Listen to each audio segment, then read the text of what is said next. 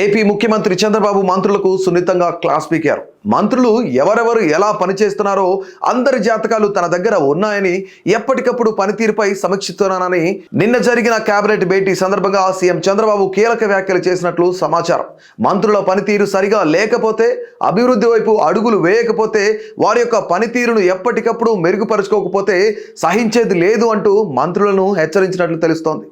మంత్రులు సచివాలయానికి, క్యాంప్ కార్యాలయాలకే పరిమితం కాకుండా క్షేత్రస్థాయిలో పర్యటించాలని సూచించారు. ఇన్ఛార్జీలుగా ఉన్న జిల్లాల్లో కూడా విస్తృతంగా పర్యటించాలని తెలిపారు. కొందరు దస్త్రాలు పరిష్కారంలో జాప్యం చేస్తున్నారని, టెక్నాలజీ వాడటం లేదని అసంతృప్తి వ్యక్తం చేశారు.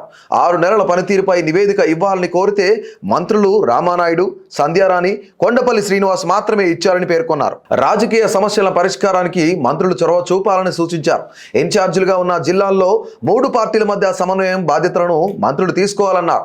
మంత్రుల పనితీరుపై IVRS సర్వే చేస్తున్నట్లు చెప్పారు. సంక్షేమ, అభివృద్ధి కార్యక్రమాలను సోషల్ మీడియా ద్వారా ప్రజలకు తెలియజేయడంలో కొందరు వెనుకబడి ఉన్నారన్నారు.